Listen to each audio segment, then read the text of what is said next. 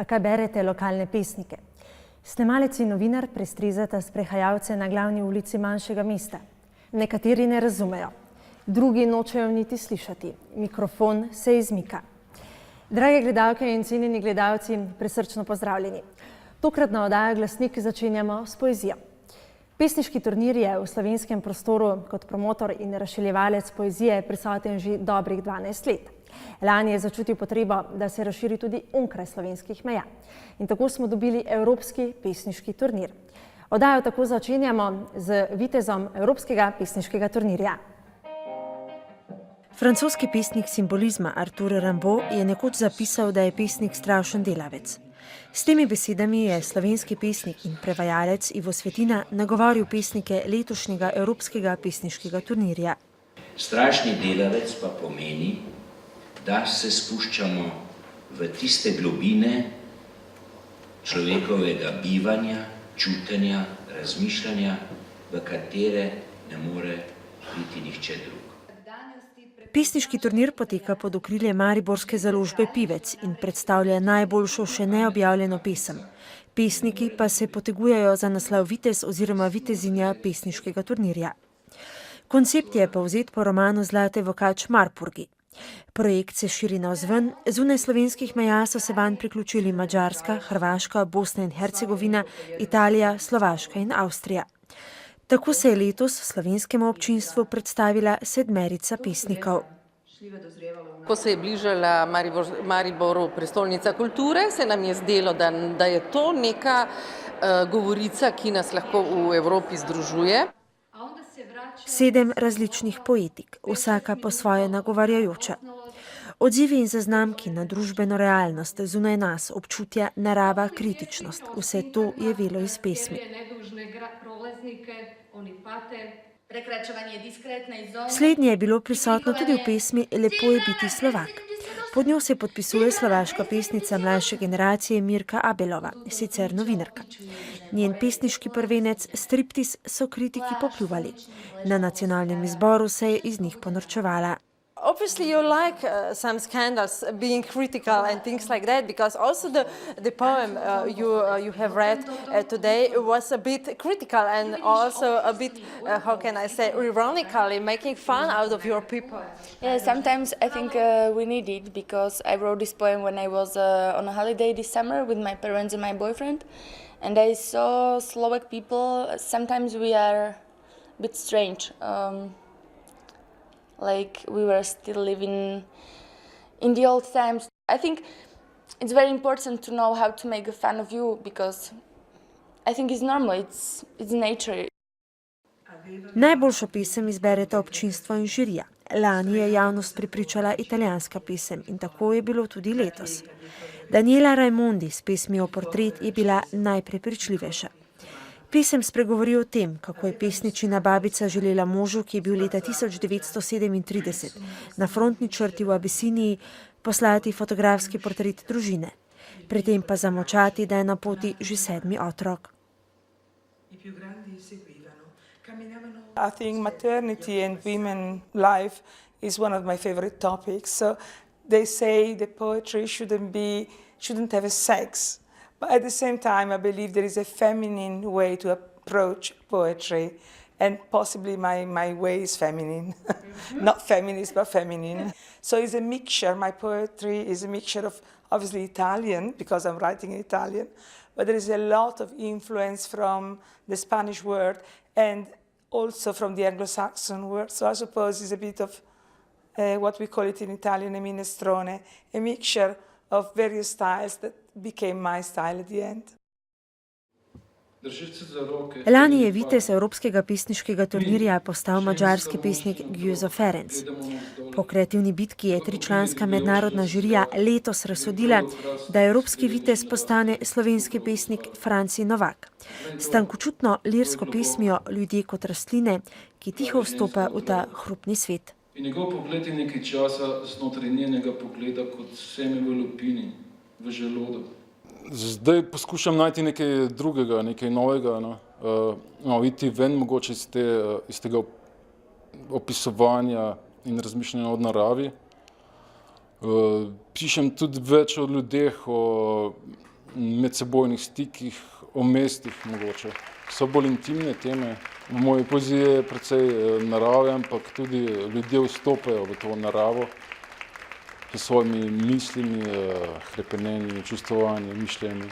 In tako, da se prepletajo nekako z naravo. No. Franciji je bio naš zajednički imenitelj i ja se tome jako radim. Franciji Novak napravio pjesmu koja se ne tiče naših tranzicijskih jada, koja se ne tiče naših konkretnih realnih problema. Njegova pjesma odnosi se na sliku sveopće potrebe da budemo dobri, sveopće potrebe da jedni drugima predajemo generacija u generaciju, da predajemo dobre stvari na način na koji to rade biljke. V pesniški govorici se srečujemo tako, kot če povzamem metaforo današnje pesmi, kot rastline s koreninami nekje pod zemljo in vemo, da nas samo sonce in samo ljubezen drži po konci in velik odmev tako pesnikov kot seveda publike, kot vidite, dokazuje, da še zmeraj slišimo to govorico. In ta strašnost našega dela je tista, ki nas bo, trdno sem prepričan, tudi v teh, bom rekel, več kot ubožnih časih peljala naprej. Z nekoliko patosa, ki je primeren za tak večer, bi lahko rekel, da bomo pesniki korakali v prvi vrsti za novo obliko sveta, za novo svobodo.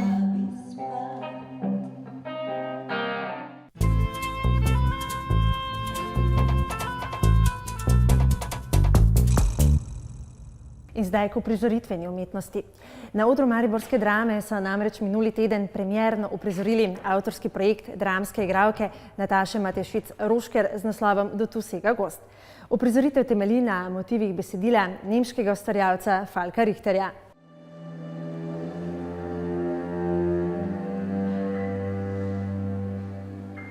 To je prostor. To je prostor, ki čaka, da mu bo zrasla vrednost. Tekst je nastal skratka kot nek osebno izpovedni spis sprva, v katerem sem si zastavila vprašanja, kdo sem jaz tukaj in zdaj v tem trenutku, času in prostoru. Pri snovanju besedila za samostojni umetniško-raziskovalni projekt, ta je sprva zajemal 70 strani, sta sodelovala tudi igralca Branko Jordan in Davor Herga. No, smo pa tudi naleteli na besedila Falka Richterja, ker smo prepoznali, da je njegov jezik gledališki zelo blizu našemu jeziku in smo pač posamezne koščke uporabili tudi od tam. Vsake pol ure že leta namaka travo, polnim praznih bazenskih. Igralci intimne izpovedi o družbeno-politični diktaturi kapitalizma, zgodbe o deformiranih družinskih odnosih in idealističnih sanjah o ljubezni pripovedujejo skozi vizualno in performativno, glasbeno, likovno, literarno in jezikovno govorno formo. V kateremkoli institucionalnem gledališču redko pravzaprav se ustvarjajo pogoji, kjer tudi mi igralci na nek način pokažemo veliko več kot sicer. Mislim, v smislu, ko bi rekel, žanrskih prijemov, oblika, ne, je to skozi telo, je skozi prostor, je skozi rekvizite. Prednost tega je, ker v bistvu z nekim takim bolj intimnim ali pa osebnim delom s kolegi imaš seveda več možnosti za samo izpraševanje. Do tu sega gozd. In v gozdu je pošast. Oprostite, gospod, ste rekli gozd?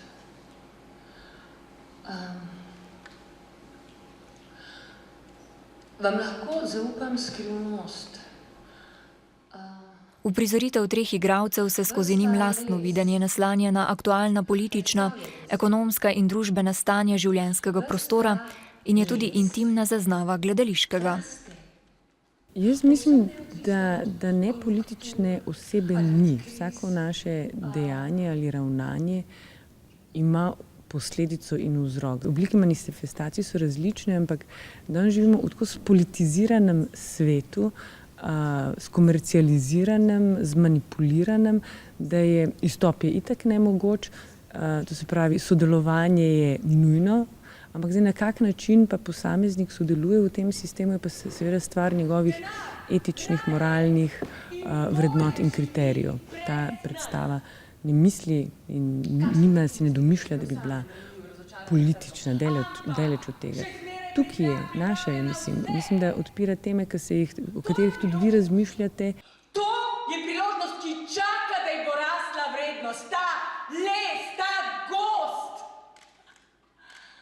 Jaz imam talent. Ne gre za to, da bi radi bili politično aktualni ali pa karkoli. Oziroma celo bi si želel, da se zelo odmikamo od tega, ampak da bi v bistvu to, kar se v svetu recimo trenutno dogaja, pritiski kapitala, masa ljudi, ki trpi za depresijo, emocionalnimi krizami, osamljenostjo, ne, da se to v bistvu, da to vse skupaj spregovori v nekem jeziku, ki bi ljudem omogočil, da se s tem poistovetijo in prepoznajo. Vidim maksimiranje profita, vidim zlome, vidim, kdo ob zlomu profitira, kdo investira, v kakšnem deležu. In ves ta les, ta gozd raste neodvisno naprej.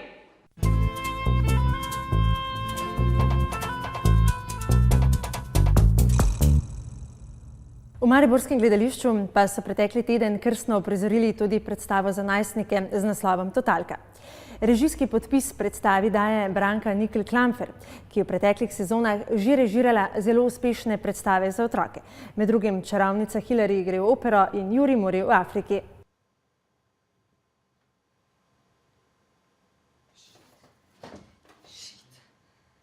Zadela sem vas. Se niste mrtvi, a ne da ne?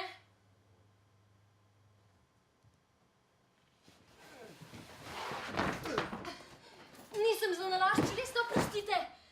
Uprizoritev za najstnike Totalka je nastala na podlagi besedila slovenske novitete dramatičarke Tamare Matevc v priredbi dramaturginje Maje Borin. Gre za repertoarno poslanstvo mariborskega gledališča, saj je v slovenskem prostoru manko dramskih besedil in predstav za mladino.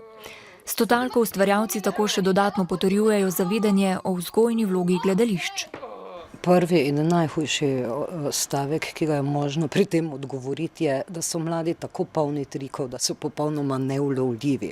Seveda potem skušaš najti vsaj nekaj stičnih točk z njihovim jezikom. In to moram reči, da se potem prav skupinsko trudimo z dramaturgom, z scenografom, z igralci. Zgodba govori o Mili, dekletu, ki se z avtom odpravi na svoj prvi zmenek in se sredi mračnega gozda zaleti v skrivnostnega neznanca. Pri tem podoživi vse svoje življenje. V predstavi igrata Nejc Ropret in kot gostja Maruša Majer. Predstave z dvema igralcema so zmeraj na nek način specifične, ker pač nimaš časa za dihati, na nek način, ves čas si v situaciji in pač menja se samo to, kdo vodi prizor in kdo ne. In pač gre samo za, da se ujame neka kemija med dvema človekoma, ki sta na odru. Zakaj kar ležite? Čakam, da boš peljala še rikvic. Prav za to starostno skupino še nisem imela predstave. Te predstave za najstnike so, se mi zdi, v vsakem primeru zelo redke, tako da je tudi to moja prva in me zelo zanima, kaj bojo mladi rekli na to. A vi sploh kaj razumete? Treba je nekako rešiti to sranje. Treba je samo umreti. Vse ostalo pride by the way. Ne mi reči, da sem s te nesrečne jelke stresla gozdnega Dalaj Lamo. Čisto možno. Vsi stopamo z večjo distanco do tega obdobja, tudi v svojem življenju, kot pa do otroštva samega, kjer so stvari nekam jasne. Tu pa niso, saj smo se sami takrat lovili, se mladi danes lovijo z novimi izzivi zopet in zato moram reči, da mislim, da je to zelo, zelo težavno področje, vendar nekaj od tega morda njihovo razboritost, njihovo revolucionarnost, odločnost neke svoje stvari speljati do konca, pa mogoče vendarle lahko zaobjamemo vedno v vsakem mladostniškem obdobju in to smo želeli tudi tu nekje najti. Če hočeš, te pa lahko tudi ubijem, ni problem. Kot če pravijo ustvarjalci predstave, uprizoritev za najstnike ne postavlja jasnih, črno-belih odgovorov. Vprašanja identitet ostajajo prikrita, briše se meje med lažjo in resnico, domišljijo in resničnostjo. Nehaj! Bom kufrman tega tvojega histeriziranja, umiri se, resno mislim. Ne bom pustil, da se neka smrklja dere name, jasno? A si pozabila, da si ti mene zbila z jelke in da sem jaz po nekem čudežu ostal živ?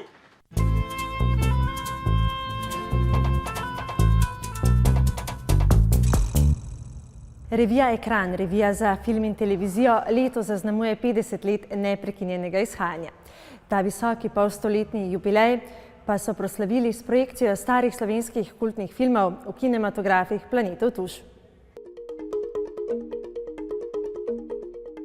Kdor 50 let zdrži kot ena revija, kot en strokovni časopis, potem mora imeti ogromno poguma, dobre sodelavce in vztrajnost, vztrajnost in vztrajnost.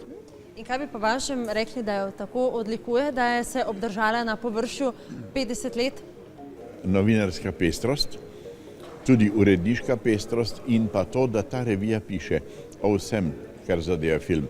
In o estetiki, in o financah, in o filmski vzgoji, in o filmski organizaciji, in o družbenih spremembah in o vsem tem vplivu družbenih sprememb, kaj se to v filmu odraža in ne. Vi ste nekako na čelu revije 3 leta in pol. Kaj bi rekli, da je mogoče so bili tisti ključni temeljni premiki, ki so mogoče revijo zaznamovali v času vašega urednikovanja? Ja, vsekakor smo izjemno veliko količino truda vložili v to, da je revija izhajala kot mesečnik, da smo po drugi strani vsebinsko odprli revijo, da je postala pluralna, da je odprta, demokratična, da gledamo na teme z različnih strani. Mislim, da smo to nekako dosegli v teh 3 letih, da odpremo, tudi na nek način demokratiziramo samo dojemanje filma. V teh 50 filmih, skozi Ekranovih 50 dni, za Ekranovih 50 let, zbrati vse od Na svoji zemlji do polpretekle filmske zgodovine. Jaz noter nisem uvrstil zadnje filme, zadnjih 5 let, ki so non-stop igrali v kinih, ki so že na televiziji bili in tako naprej. Jaz sem uvrstil tiste filme, za katere mislim, da mlada generacija teh filmov v živo na velikem ekranu ni videla. Jaz sem filme razdelil v 4 skupine. Filmi za otroke in mladino, ekranizacije slovenskih literarnih del, slovenska družba v filmskem objektivu, to so filmi družbeno-kritične note in pa seveda večno žive filmske zgodbe, od Vesne, Ne čakaj na maj, filmov Františka Čapa, tudi ostalih.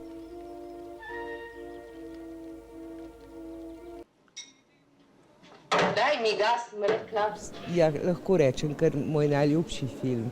Res pa je, da ga nisem videla že zelo dolgo, sigurno več kot 30 let in sem ga zato z veseljem danes ponovno gledala. To je pa zelo zanimivo, ko misliš, da si že kar veliko pozabil, se ne spomniš več dobro, ampak potem, ko ob gledanju seveda se spomniš pa vsakega trenutka, kako je to potekalo, vedno vse sproti je nenadoma se vrne. Bilo je pa seveda tako kot, pravzaprav je bilo vedno pri Klopčiču, smo se imeli zmeraj zelo lepo. In ja, to so lepi in časi zelo lepi.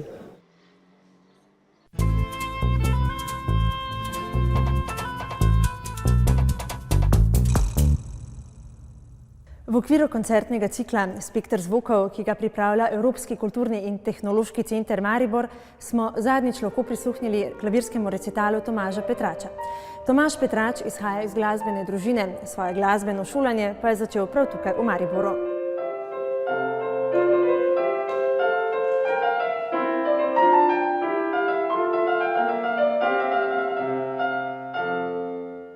Tomaž Petrač je svojo glasbeno pot začel v Mariboru, danes pa je profesor in predstojnik oddelka na Ljubljanski akademiji za glasbo.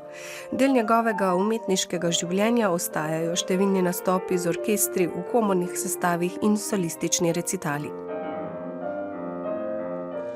Zelo se trudim, da na nek način izbiram dela, ki so v glasbeni literaturi, klavirski literaturi izredno tehtna. Teh je pa ogromno in zdaj naše življenje je mnogo prekratko, da bi tega lahko vsaj približno toliko preigral. Na prvo žogo, da so poslušalci zadovoljni z raznolikostjo. Drugi aspekt je pa to, kot sem povedal, da sam tudi z programom, ki ga študiram, ker se zmeraj trudim, da študiram nove stvari, da tudi sam napredujem.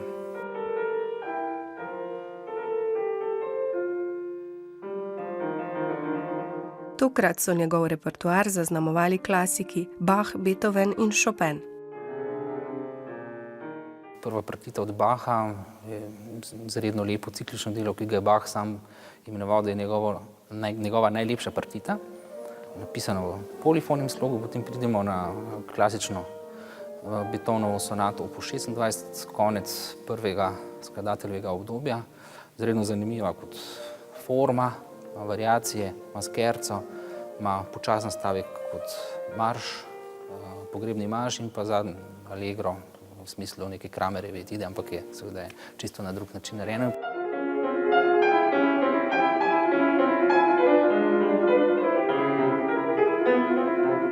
Poleg klasične klavirske literature se Tomaž Petrač veliko posveča tudi sodobnim delom.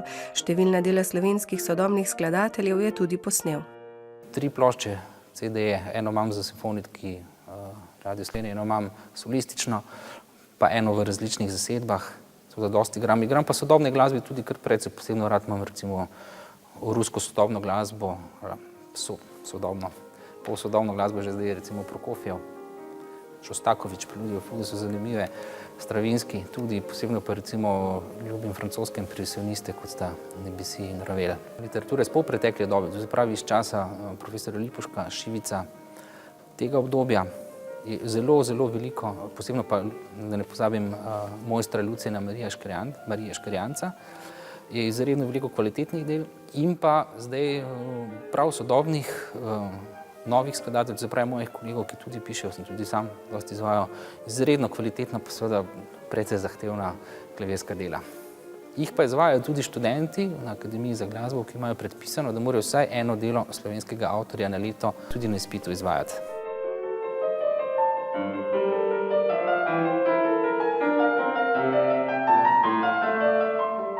Tomaž Petrač sodeluje v številnih komornih sestavih, veliko gostuje v tujini, vodi poletne seminarje v italijanski Fari in na Braču.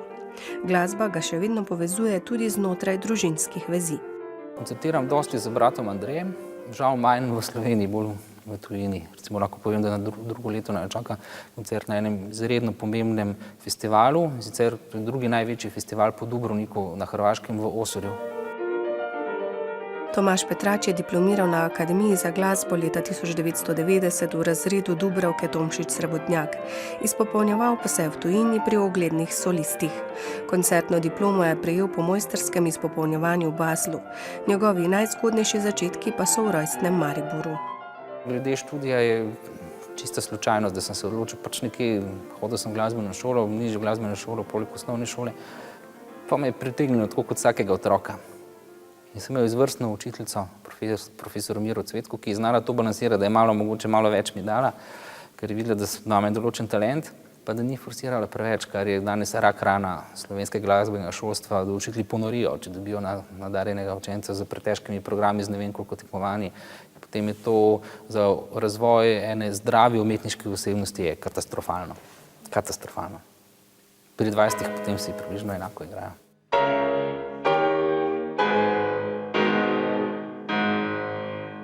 Na vprašanje, kako usklajuje in vzdržuje visoko umetniško raven z vsakodnevnimi službenimi obveznostmi na fakulteti, kratko odgovarja. Samodisciplino. Zjutraj treba vstajati, opraviti svoje delo, popoldne so študenti, tako v bistvu prosto šele zvečer.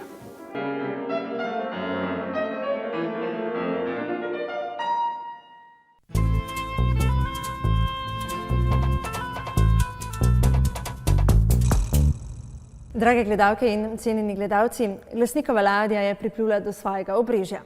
Mi se vidimo spet prihodnji teden, do takrat pa se imejte kar se da lepo in ne pozabite na kulturo. Nasvidenje.